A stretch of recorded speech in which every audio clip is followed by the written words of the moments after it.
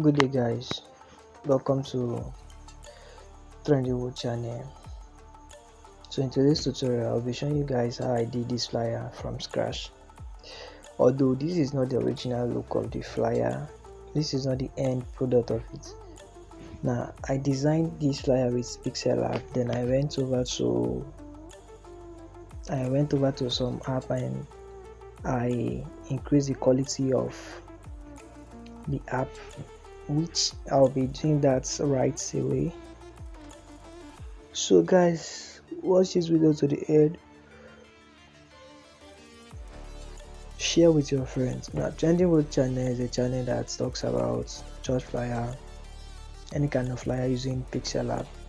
All you need to do is to just subscribe, share with your friends, and let's just dive into the video. So, and all the materials that I use in this video will be available in the description of this video.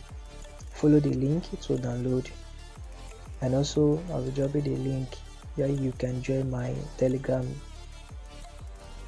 group, where I do give out some of my resources for free on a weekly basis. So I know you'll be glad to be part of the community and also the family. So just do it to join. So quickly, let me just hide everything you're seeing here, then start from afresh. So I don't want this video to be that lengthy, that's why I'm starting. So let me just start from here. So at the end of this video I will show the original look of this flyer after the whole process. So there's something we didn't hide. Okay, wait, let me save it as a project in case of any casualties. I'm not going to lose the job itself. So this is our surface, this is our Pixellab. So the first thing you do is to import your background. So this is the background I imported. That's the first thing I did. I imported this background. Now this is a blurred background. I blurred the whole background, then I imported it. Are you seeing? So let me centralize it. Then let me lock it. Then the second thing I did was to bring in a gate. Are you seeing these gates? Are you seeing? Now this gate is a transparent gate. So I'll also show you guys how I've done video on how to make this thing to be transparent to this extent. So I imported a transparent gate and I dropped it on the background that I have already blurred. Then the next thing I did was I centralized it. Are you seeing? So the second thing I did was to import another background. So this is another background again that I imported. Then I dropped it on the gate.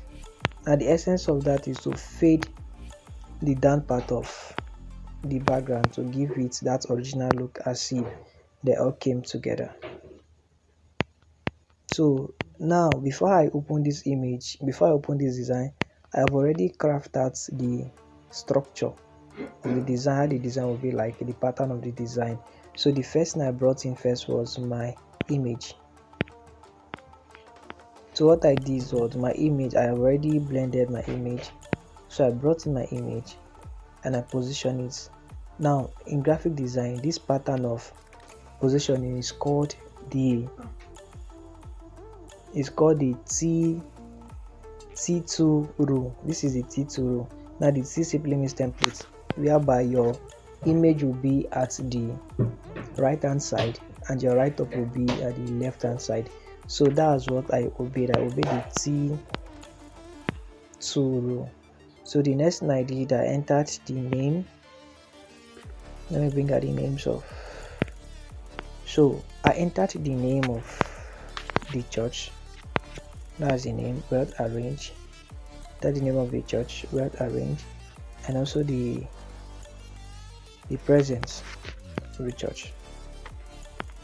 Then the next thing I did, now I noticed that this image now before you do something, know why you're doing it. Some of us actually will just do some things without knowing why you actually did that thing. It's just like asking someone. Now, it's ask some of us, why do you do it? You don't know, but you just want to do it.